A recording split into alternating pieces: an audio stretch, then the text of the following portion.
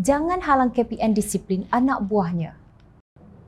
Menteri Dalam Negeri Datuk Seri Hamzah Zainuddin menafikan penglibatan beliau dalam urusan pertukaran pegawai kanan polis.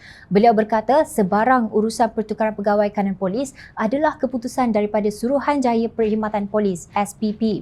Saya tidak pernah mencampuri urusan polis. Saya minta maaflah kalau ada orang yang mengatakan saya mencampurinya.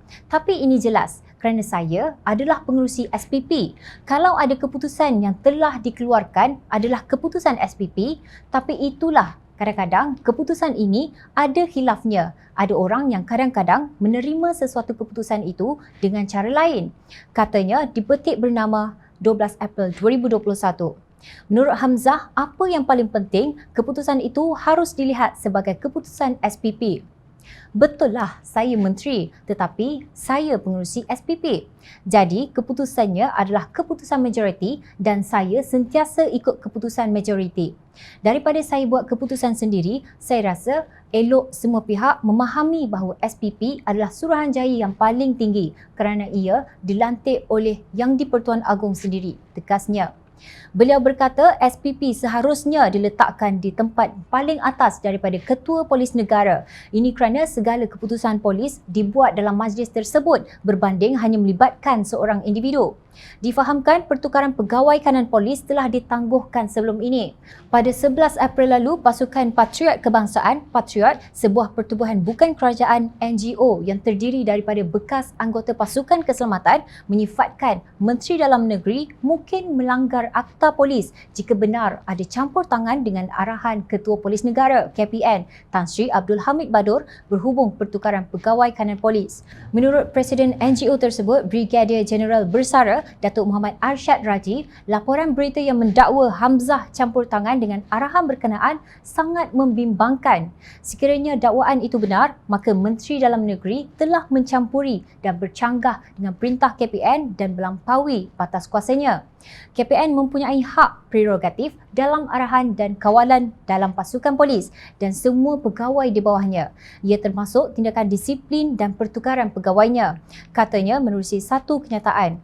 Muhammad Arsyad menjelaskan Seksyen 4-1 Akta Polis 1967 memberi kuasa kepada KPN dalam kawalan dan arahan pasukan dan semua orang lain yang dilantik atau digunakan untuk tugas-tugas polis dan hendaklah mempunyai semua kuasa yang diberi kepada seorang pesuruhjaya atau seorang ketua pegawai polis.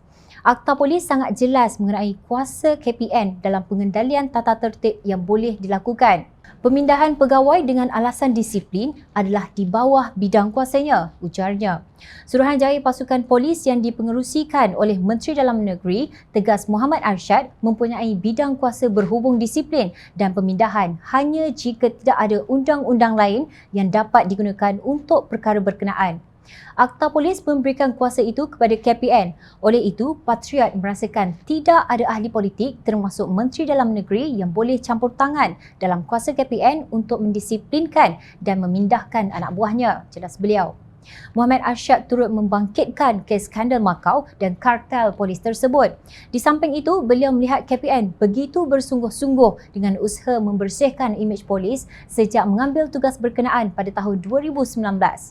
Beliau memiliki keberanian secara terus terang menentang kebobrokan yang telah lama berlaku dalam kalangan penguatkuasa selama bertahun-tahun. Rakyat menghargai tindakan beliau.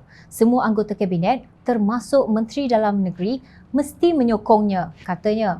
Muhammad Arsyad juga menegaskan usaha menghentikan pertukaran pegawai kerana alasan tata tertib yang telah diputuskan oleh IGP adalah perbuatan yang berniat jahat dan melanggar Akta Polis. Segala usaha untuk menggagalkan apa yang beliau, Abdul Hamid, cuba lakukan untuk membersihkan imej pasukan itu dianggap sebagai sabotaj dan bertentangan dengan kehendak rakyat, tegasnya. Baru-baru ini, Abdul Hamid dilaporkan mengesahkan arahan penangguhan pertukaran pegawai kanan seperti yang tular di media sosial.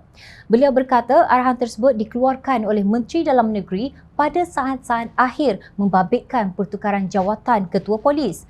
Nah, siapakah yang bercakap benar? Apapun, skandal yang berlaku dalam pasukan polis ini menyebabkan rakyat tertanya-tanya dilanda ketakutan.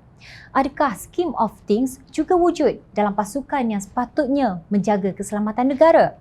Justru, Apa maksud kita jaga kita jika keselamatan negara tidak menjadi keutamaan?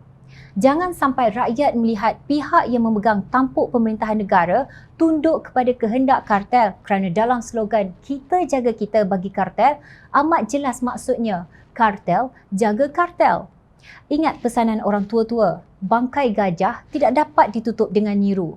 Justru rakyat mohon pada pihak yang berkenaan demi keselamatan negara dan kedaulatan undang-undang, jangan halang ketua polis negara mendisiplinkan anak buahnya. Ingat, rakyat sentiasa memerhati.